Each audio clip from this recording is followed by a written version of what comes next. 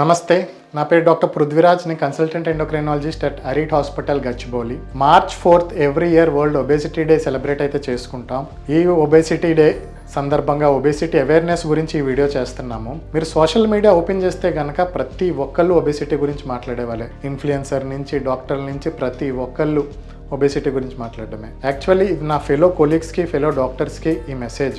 Obesity గురించి right person contact అవ్వాలి అంటే, గైడ్ అవ్వాలి అంటే మీరు ఎవరిని కలవాలి, ఏ స్టెప్స్ తీసుకోవాలి, అవన్నీ మీకు ఈ వీడియోతో కొంచెం అవేర్నెస్ అయితే వస్తుంది. First of all obesity define చేసుకుంటే మన బాడీలో ఫ్యాట్ కంటెంట్ ఎక్కువగా ఉండడం దాన్ని ఒబేసిటీ అంటాం. దాన్ని మనం ఎలా కేటగరైజ్ చేస్తామంటే మీ అందరికీ తెలిసిందే బాడీ మాస్ ఇండెక్స్. అందులోనూ ఏషియన్స్కి body mass index more than 25 kg/m² ఉంటే వాళ్ళని ఒబేస్ కింద కన్సిడర్ చేయాల్సి వస్తుంది. కొంతమందికి వెయిట్ నార్మల్గా ఉన్నా, ఎస్పెషల్లీ మన ఇండియన్స్కి ఒబేసిటీ ఉండే ఛాన్స్ ఉంటుంది. అంటే వాళ్ళ BMI నార్మల్గా ఉన్నా కానీ నార్మల్ వెయిట్ ఒబేసిటీ అంటాం. అంటే వాళ్ళ బాడీ ఫ్యాట్ పర్సంటేజ్ ఎక్కువగా ఉంటుంది. మెన్లో బాడీ ఫ్యాట్ more than 25% ఉన్న, ఫీమేల్స్లో బాడీ ఫ్యాట్ more than 30% ఉన్నా, ఈవెన్ నార్మల్ వెయిట్ ఉన్నా కానీ వాళ్ళని ఒబేసిటీ కింద కన్సిడర్ చేయాల్సి వస్తుంది. అసలు ఈ ఒబేసిటీ అనేది ఎందుకు వస్తుంది?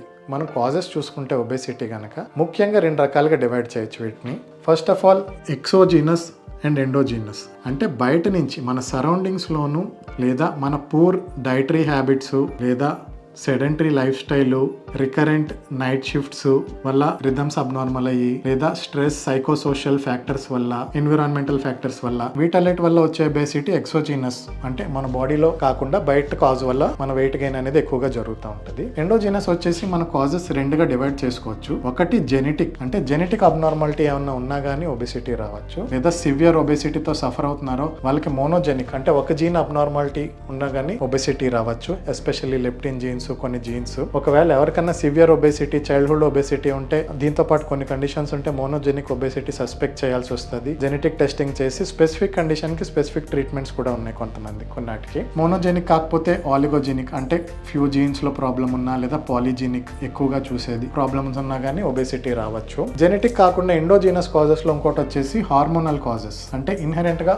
బాడీలో ఉండే హార్మోన్స్ ప్రాబ్లం వల్ల కూడా కొంతమందికి ఒబేసిటీ వస్తూ ఉంటుంది. అందులో మనం మోస్ట్ కామన్ గా చూసుకుంటే హైపోథైరాయిడిజం, లేదా కార్టిసాల్ ఎక్కువగా ఉత్పత్తి అవుతున్న కుషింగ్స్ డిసీజ్, లేదా గ్రోత్ హార్మోన్ డెఫిషియన్సీ, లేదా హైపోపారాథైరాయిడిజం, లేదా ఇన్సులిన్ రెసిస్టెన్స్. వీటన్నిటి వల్ల కూడా బాడీలో మెటబాలిజం, ఎనర్జీ బ్యాలెన్స్, ఎనర్జీ ఇవి అబ్నార్మాలిటీ ఉండడం వల్ల కూడా వెయిట్ గెయిన్ అయితే జరగచ్చు, ఒబేసిటీ అయితే రావచ్చు. మనం చూసుకుంటే మన దగ్గర ఉన్న పాపులేషన్ లో చాలా మందికి ఏదో ఒక కాజ్ వల్ల ఒబేసిటీ ఉండదు, మల్టిపుల్ కాజెస్ అయి ఉండొచ్చు. మెజారిటీ వాళ్ళకి పాలిజెనిక్ వల్ల, హైపోథైరాయిడ్ కలిపి, poor diet, sedentary life style, ఇలా కాంబినేషన్ ఆఫ్ ఫ్యాక్టర్స్ వల్ల ఒబేసిటీ వచ్చే ఛాన్స్ అయితే ఉంటుంది. అందుకే మనం ఎప్పుడన్నా ఒబేసిటీని ఎవాల్యుయేట్ చేసేటప్పుడు అన్ని ఫ్యాక్టర్స్ ని కన్సిడర్ చేసుకోవాలి, అన్ని డొమైన్స్ ని కవర్ చేయాల్సి ఉంటుంది వాళ్ళకి ట్రీట్మెంట్ ప్లాన్ చేస్తున్నప్పుడు. ఇప్పుడు కాజెస్ గురించి మాట్లాడుకున్నాం. ఒబేసిటీని ఎందుకు మనం అడ్రస్ చేయాలి అంటే, ఒబేసిటీ వల్ల వచ్చే కాంప్లికేషన్స్ ఏమేంటి? ఒబేసిటీ వల్ల అట్లీస్ట్ 10 మెటబాలిక్ కాంప్లికేషన్స్ రావచ్చు, 4 క్యాన్సర్స్ రిస్క్ పెరగచ్చు. మెటబాలిక్ కాంప్లికేషన్స్ లో మనకి యంగ్ ఆన్సెట్, అంటే చిన్న వయసులోనే షుగర్ రావడం, లేదా బీపీ రావడం, లేదా హార్ట్ డిసీజెస్ రావడం, ఫ్యాటీ లివర్ డిసీజ్లు, లేదా obstructive sleep apnoea, osteoarthritis, త్వరగా ఎముకలు అవి అరిగిపోవడం, లేదా మల్టిపుల్ సెక్షువల్ ప్రాబ్లమ్స్ రావడం, సబ్ ఫెర్టిలిటీ ఎఫెక్ట్ అవ్వడం, యూరిక్ యాసిడ్ ఎక్కువ అవడం, ఇవన్నీ కూడా ఒబేసిటీ వల్ల మెటబాలిక్ కండిషన్స్ రావచ్చు మనకి. దీంతో పాటు ఎస్పెషల్లీ బ్రెస్ట్ క్యాన్సర్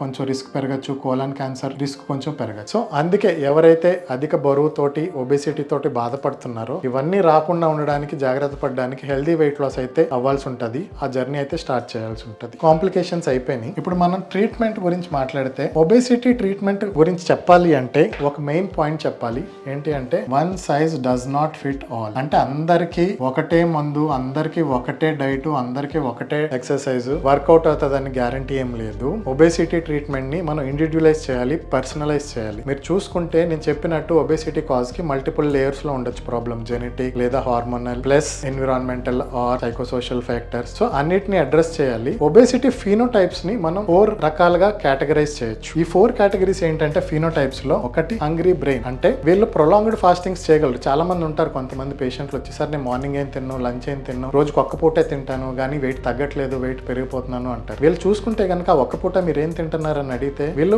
తినడం స్టార్ట్ చేశాక అలా తింటనే ఉంటారు. ఎంత తిన్నా కానీ వాళ్ళకి ఫుల్నెస్ అనేది రాదు. మీల్ ఫినిష్ చేసిన తర్వాత మళ్ళీ స్వీట్ తినాలనిపిస్తుంది, స్వీట్ తిన్న తర్వాత ఐస్ క్రీమ్ తినాలనిపిస్తుంది, అలా కంటిన్యూస్ గా తింటనే ఉంటారు. అంటే ఇది బ్రెయిన్ లో సెటైటీ సిగ్నల్ ప్రాబ్లం వల్ల వచ్చే ఫినోటైప్. రెండోది హంగ్రీ గట్. కొంతమంది పేషెంట్స్ ఉంటారు, వీళ్ళు ఏంటి అంటే ప్రతి 2 గంటలకి ఏదో ఒకటి తినాల్సిందే. వీళ్ళకి గ్యాస్ట్రిక్ ఎంప్టీయింగ్ టైం చాలా తక్కువ ఉంటుంది. నార్మల్ గా మనం ఫుడ్ తిన్నాక మన ఫుడ్ ఈ కడుపులోకి భాగానికి వెళ్ళి కడుపు నుంచి పేగుల్లోకి మనిషిని బట్టి అరగంట నుంచి 4 గంటల్లో ఆ ట్రాన్సిట్ టైం అనేది ఉంటుంది. ఈ గ్యాస్ట్రిక్ ఎంప్టీయింగ్ టైం గనక షార్ట్ గా ఉంటే వీళ్ళకి మాటికి ఆకలేస్తూ ఉంటది అనమాట. ప్రతి 2 గంటలకి ఏదో ఒకటి తినాల్సిందే.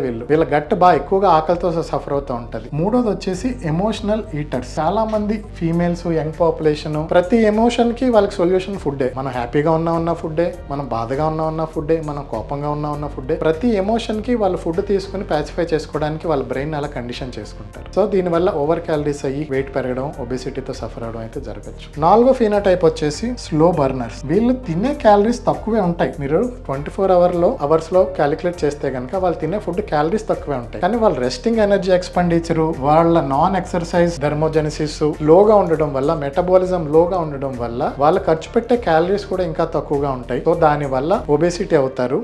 దానివల్ల వెయిట్ గెయిన్ అవ్వడం కానీ, వెయిట్ అబ్నార్మాలిటీస్ కానీ రావచ్చు. సో ఫస్ట్ మన దగ్గర ఉన్న పేషెంట్స్ లో అందరూ మళ్ళీ ఒకటే ఉంటదని లేదు. మీరు చూసుకుంటే కొంతమందికి hungry brain plus emotional eaters ఉండొచ్చు, కొంతమంది slow burners plus hungry gut ఉండొచ్చు. ఇలా కాంబినేషన్స్ లో కూడా ఉండొచ్చు. ఇదేమి ఒకటి ఉంటే ఇంకోటి ఉండదని కాదు. ఫర్ ఎగ్జాంపుల్ ఎక్కువ మంది చూసుకుంటే వీటిలోనే ఉంటుంది. ఇది హంగ్రీ బ్రెయిన్ అనుకుంటే, ఇది హంగ్రీ గట్ అనుకుంటే, ఇది స్లో ఎమోషనల్ ఈటర్స్ అనుకుంటే, ఇది స్లో బర్నర్స్ అనుకుంటే, ఎక్కువ మంది పాపులేషన్ ఇలా ఓవర్ ల్యాప్ లోనే ఉండే ఛాన్స్ ఉంటుంది. కొంతమందికి ఈ రెండు ఉండొచ్చు, కొంతమందికి ఈ రెండు ఉండొచ్చు, కొంతమందికి ఈ రెండు, కొంతమందికి అన్ని ఉండొచ్చు. So first of all me obesity treatment plan చేస్తున్నప్పుడు మీరు ఏ ఫీనోటైప్ కి సంబంధించిన వాళ్ళు, మీరు హంగ్రీ బ్రెయిన్ టైపా, ఈ ఫీనోటైప్ లో ఉంటే మీకు మేబీ డైటరీ చేంజెస్ లో హై ప్రోటీన్ బ్రేక్ఫాస్ట్ చెప్పొచ్చు. మనం మీల్ స్టార్ట్ చేసే ముందు ప్రోటీన్ తో స్టార్ట్ చేయమని చెప్పొచ్చు. ఇలా కొన్ని పర్సనలైజ్డ్ చేంజెస్ చెప్పొచ్చు మనం, డైటరీ మోడిఫికేషన్స్. రెండోది హంగ్రీ గట్. మీరు ప్రతి 2 గంటలకి ఆకలేస్తుంది అంటే గనక మీ గ్యాస్ట్రిక్ ఎంప్టీయింగ్ టైం బాగా ఫాస్ట్ గా ఉన్నట్టు. దాన్ని డిలే చేయడానికి మీకు ఫైబర్ చెప్పొచ్చు, హై ఫైబర్ డైట్. ఎస్పెషల్లీ ప్రతి మీల్ ముందు కొంచెం ఫైబర్ రిచ్ ఫుడ్స్ ఏమన్నా కానీ మీరు ఒక 15 మినిట్స్ ముందు కానీ, హాఫ్ అన్ అవర్ ముందు కానీ తీసుకుంటే ఈ హంగ్రీ గట్, మాటికి ఆకలేయడం అనేది, మాటికి తినాలన్న కోరిక కొంచెం తగ్గచ్చు. ఎమోషనల్ ఈటర్స్, వీళ్ళకి బిహేవియరల్ మోడిఫికేషన్ చాలా ఇంపార్టెంట్. ప్రతి ఎమోషన్ ని ఫుడ్ తో కనెక్ట్ చేస్తారు కాబట్టి దానికి హెల్దీ స్నాక్స్ కానీ, లేదా వాళ్ళకి హెల్దీ ఫుడ్ ఆప్షన్స్ కానీ, వాటర్ ఇంటేక్ పెంచడం కానీ, చూయింగ్ గమ్ కానీ, ఇలా